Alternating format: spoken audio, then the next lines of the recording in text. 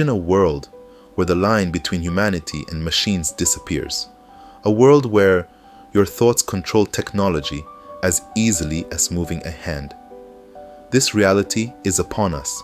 This is what brain-computer interface, a revolutionary leap in human innovation, will enable us to do. They will allow us to restore lost senses, command machines with our minds, and even transcend human limits.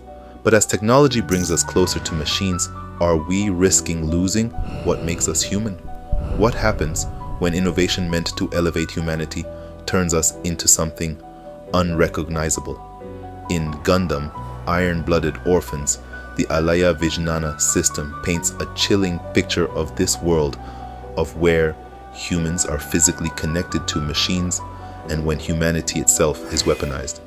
Brain-computer interface connects the human brain to external systems, translating brain signals into commands to operate devices or prosthetics.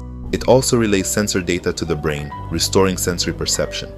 Take a disabled individual, now controlling a robotic limb with thought alone, or a person without sight, able to perceive light and shapes. These breakthroughs could reshape lives and society as we know it. The potential is astonishing, a future where the bridge between humans and machines is significantly shorter, enabling people to exceed their natural abilities. But as history has shown, well-intended technologies can end up in bad hands. Brain-computer interfaces can open a door for exploitation. One of the possibilities is enhancing the soldiers for combat. The technology's darker applications are limited only by human imagination and ambition.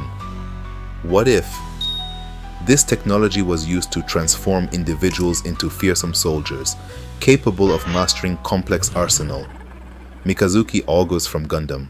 Iron-Blooded Orphans showcase an application of a brain-computer interface for military use. In Iron-Blooded Orphans, the Alaya-Vijnana System is a biocomputer infused onto the spine by injecting nanomachines into the subject. This brain-computer interface creates a direct neural link between the pilot and their Gundam. An area of the brain is stimulated to create a new sensory perception. We saw with P2 how brain stimulation triggers a biological response. Picture yourself driving a car, but instead of looking at the display to see what the cameras and sensors are detecting, the information is directly processed as your own senses. No windows or mirrors are needed, leaving no blind spots. That's the level of perception the Alaya-Vijnana System provides. Pilots gain unmatched spatial awareness and improve their reaction time. From my previous video on Killua and Goku reflexes, we now understand how enhanced reaction time can be a decisive factor. Mikazuki's connection to Gundam Barbatos made him one of the most fearsome pilots. Dubbed the Devil of Tekadan, he could outmaneuver and overpower nearly any opponent. The opposing foe had barely any chance to survive his onslaught. But piloting with the Alaya-Vijnana System exacted a brutal toll.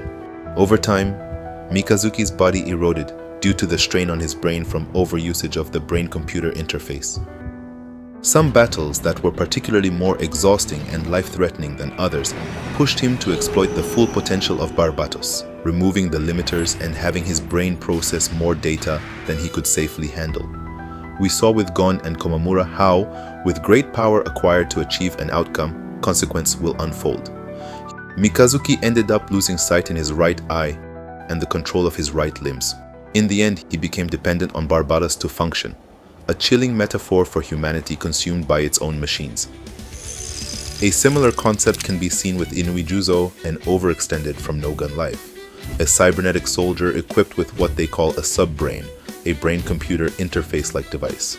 Originally created to improve lives, this technology was misused for warfare, with corporations like Beruran exploiting and weaponizing it for profit and control. Juzo's entire body has been replaced with extensions, advanced artificial parts that he controls thanks to his sub-brain. This grants Juzo seamless control over his complex cybernetic body. Being part of the notorious GS unit, he's been engineered and designed to be a weapon, capable of wielding his robotic limbs and arsenal of integrated weaponry with great efficiency. Witnessing Juzo's prowess, it's easy to understand how the tide of war shifted the moment the GS unit stepped onto the front lines. Despite embodying the pinnacle of cybernetic engineering, Juzo faces relentless societal discrimination, viewed as nothing more than a dangerous tool of destruction. Furthermore, the immense strain placed on his nervous system by the subbrain forces him to rely heavily on painkillers to manage the ongoing physical toll caused by its continuous usage.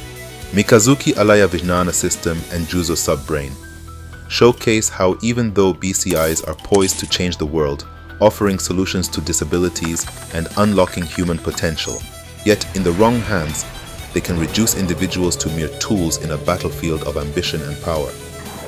As BCIs become a reality in our world, we must tread carefully. As these technologies hold the promise of transforming lives for the better, they also carry the shadow of misuse. The future of BCIs will ultimately reflect the intentions of those who wield them.